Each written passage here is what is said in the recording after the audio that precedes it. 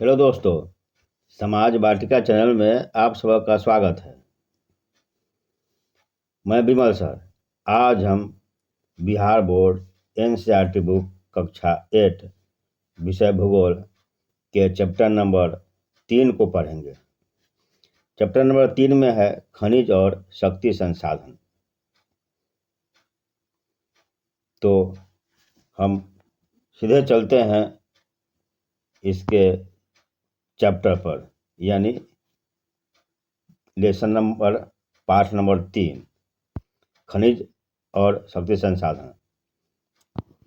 इस चैप्टर को शुरू करने से पहले आपसे रिक्वेस्ट है कि इस चैनल को आप सब्सक्राइब जरूर करें तथा इस वीडियो को भी आप लाइक और शेयर भी करते चले। तो चलिए चलते हैं हम सीधे इसके यानी पाठ पर। तो यह है यानी खनिज और शक्ति संसाधन। तो चलिए करते हैं इसकी शुरुआत। कीरी सुकांत से मिलने धनबाद के निकट उसके पैतृक स्थान पर जा रही थी। किसी विशाल काले क्षेत्र को देखकर आश्चर्यचकित थी। सुकांत, यह स्थान इतना काला और धूल भरा क्यों है? उसने पूछा। यह कोयला खदान के निकट होने के कारण है। क्या आप वहाँ ट्रकों को देख रही है? ये सभी खनिज कोयले को ले जा रहे हैं, सुकांत ने उत्तर दिया। खनिज क्या है? कीरी पूछती है। सुकांत कहता है, क्या आपने कभी नानबाई को बिस्कुट बनाते हुए देखा है? उसमें आटा, दूध, चीनी और कभी कभी अंडे को भी मिलाया जाता है। जब आप पके हुए बिस्कुट खाते हैं तो क्या आप इनके अवयवों को पृथक रूप से देख सकते हैं? जिस प्रकार बिस्कुट में मिली हुई कई वस्तुओं को आप नहीं देख सकती, उसी प्रकार इस पृथ्वी पर चट्टानों में कई पदार्थ मिले होते हैं जो खनिज कहलाते हैं। एक खनिज पृथ्वी की चट्टानी पटी पर सभी जगह फैले हुए हैं। तो इसमें दो बच्चे जो कहीं जा रहे हैं, यानी धनबाद से होकर कहीं जा रहे हैं, तो धनबाद के निकट में कोयले के खदान को देखकर दोनों आपस में बातचीत कर रहे हैं। और बातचीत करने के क्रम में उसने खनिज शब्द का प्रयोग किया और उत्सुकता में वे दोनों आपस में खनिज के बारे में बात कर रहे हैं। तो हम आगे देखते हैं इसमें कि खनिज किसे कहते हैं। प्राकृतिक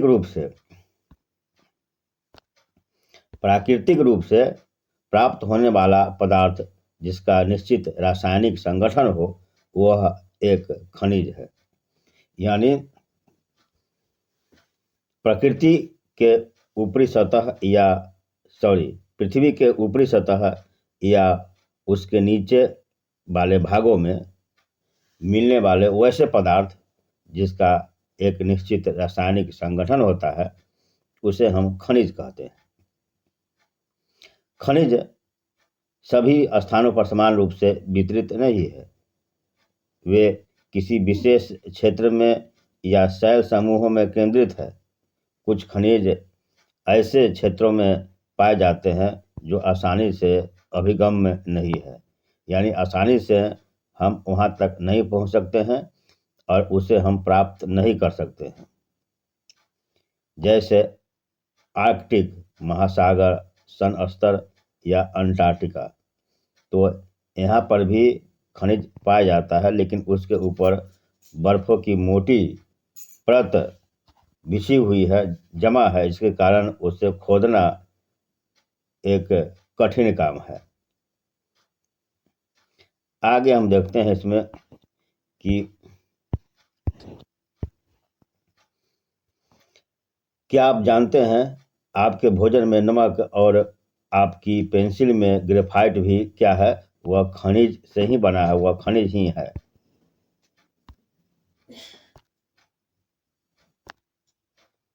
खनिज विभिन्न प्रकार के भूवैज्ञानिक परिवेश में अलग अलग दशाओं में निर्मित होते हैं।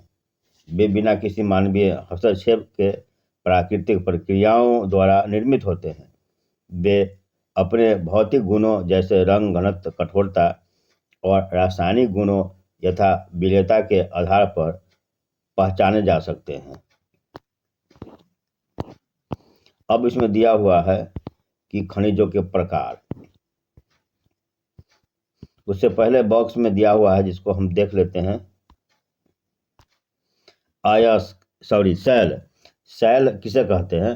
तो खनिज अवयवों के अनिश्चित संगठन वाले एक या एक से अधिक खनिजों का समूह, उसे हम सेल कहते हैं।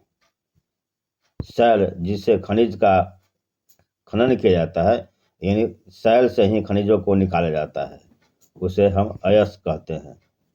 यानी वैसे सेल जिससे खनिजों का निष्कासन किया जाता है, खनिज को निकाला जाता है, उसे हम अयस्क कहते हैं।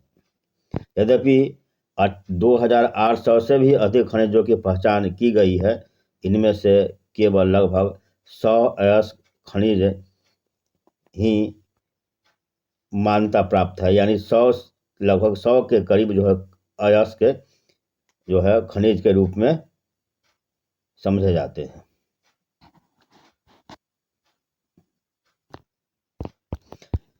देखते हैं खनिजों के प्रकार।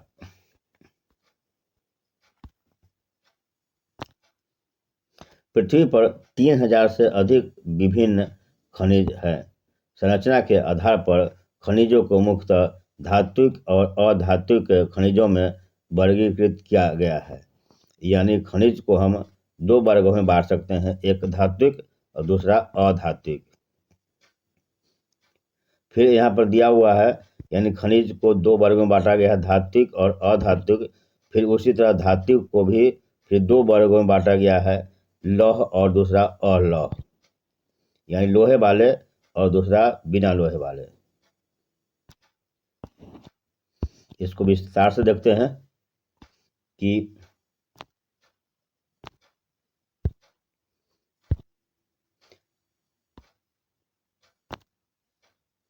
धातु किसे कहते हैं।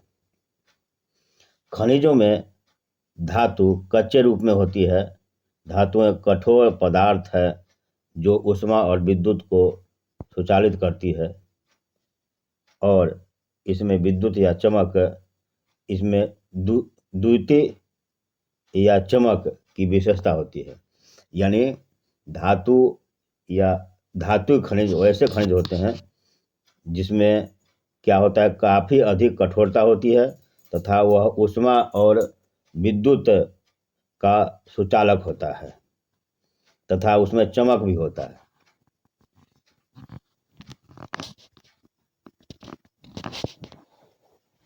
जैसे लौह अयस्क, बॉक्साइट, मैग्नीज अयस्क, इनके कुछ उदाहरण हैं। फिर धातु खनिज को दो वर्गों में बांटते हैं, एक लौह और दूसरा अलौह। लौह खनिज वैसे होते हैं जिसमें लोहे की मात्रा होती है या लोहे का अंश होता है, जैसे लौह अयस्क, मैग्नीज और क्रोमाइट। और दूसरा अलौह जिसमें लोहे की मात्रा नहीं होती है, वैसे धातु खनिज जिसमें लोहे का अंश नहीं होता है, उसे हम अलौह धातु खनिज कहते हैं, जैसे सोना, चांदी, तांबा, सीसा इत्यादि। आगे इसमें है अधात्विक। तो वैसे अधात्विक खनिज जो क्या होते हैं, कठोर, अपेक्षाकृत कम कठोर होते हैं तथा ऊष्मा और विद्युत का यह कुचालक होता है तथा इसमें चमक धातु खनिजों की तरह नहीं होते हैं, जैसे चूना पत्थर, अवरक, जिप्सन इत्यादि। खनिज ईंधन जैसे कोयला, पेट्रोलियम भी अधात्विक है। यानी जो कोयला, पेट्रोलियम जो है वह क्या है, अधात्विक खनिज है। खनिजों को खनन, प्रभेदन या आखनन द्वारा निष्कर्षित किया जा सकता है। यानी खनिजों का जो निष्कर्षण है वह कई विधियों के द्वारा, कई प्रक्रमों के द्वारा इसे निष्कर्षित किया जाता है या इसका निकाला जाता है, इसका शुद्धिकरण किया जाता है। पहला है खनन, दूसरा इसमें है प्रभेदन और तीसरा आखनन है। खनन को भी दो वर्ग में बांटा गया है, विवृत खनन और कूपकी खनन। अब इन सब के बारे में हम डिटेल से समझते हैं कि ये सभी किसे कहते हैं, यानी खनन क्या होता है, विवृत खनन किसे कहते हैं, कूपक खनन किसे कहते हैं इत्यादि। चलिए, सबसे पहला है खनन किसे कहते हैं। पृथ्वी की सतह के अंदर दबी शैलों से खनिजों को बाहर निकालने की प्रक्रिया को खनन कहते हैं। यानी पृथ्वी के सतह पर भी हो सकता है या पृथ्वी के अंदर भी हो सकता है। तो इन शैलों यानी पृथ्वी के ऊपरी शैल और नीचे वाले शैलों में दबी हुई खनिजों को बाहर निकालने की प्रक्रिया को हम खनन कहते हैं। खनिज वैसे खनिज जो कम गहराई में स्थित होते हैं और वे पृष्ठीय स्तर को हटाकर निकाले जाते हैं, उसको कहते हैं विवृत खनिज। और गहन जो वेधन होता है उसको कहते हैं कूपक। और अधिक गहराई में स्थित खनिजों के निक्षेपों तक पहुंचने के लिए जो खनन किया जाता है उसको कहते हैं कूपकी खनन।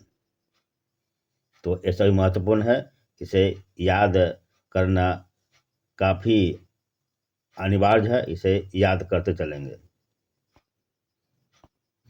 पेट्रोलियम और प्राकृतिक गैस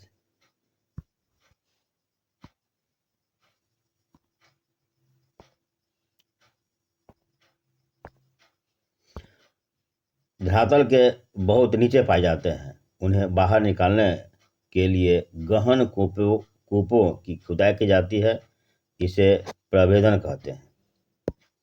प्राकृतिक गैस जो काफ़ी धरातल के नीचे पाया जाता है और उसको निकालने के लिए गहन कूपों की खुदाई की जाती है। यानी वैसे कुएं जो काफ़ी गहरी कुएं होती हैं, काफ़ी गहरे कुएं बनाकर उसकी खुदाई की जाती है और पाइप लाइन के द्वारा जो है ऊपर निकाला जाता है। तो यह जो प्रक्रिया है उसको कहते हैं प्रभेदन। सतह के निकट स्थित खनिजों को जिस प्रक्रिया द्वारा आसानी से खोद कर निकाला जा सकता है उसको कहते हैं आखनन। तो परीक्षा में आ सकता है प्रभेदन किसे कहते हैं, आखनन किसे कहते हैं, खनन किसे कहते हैं। तो इन सबों को अच्छी तरह से याद करना बहुत ही अनिवार्य है, इसे याद कर लेना चाहिए। आगे खनिजों का वितरण, यानी खनिज कहाँ कहाँ कैसे किस स्थिति में पाए जाते हैं उनके बारे में हमको आगे पढ़ना है। तो चलिए पढ़ते हैं खनिजों का वितरण।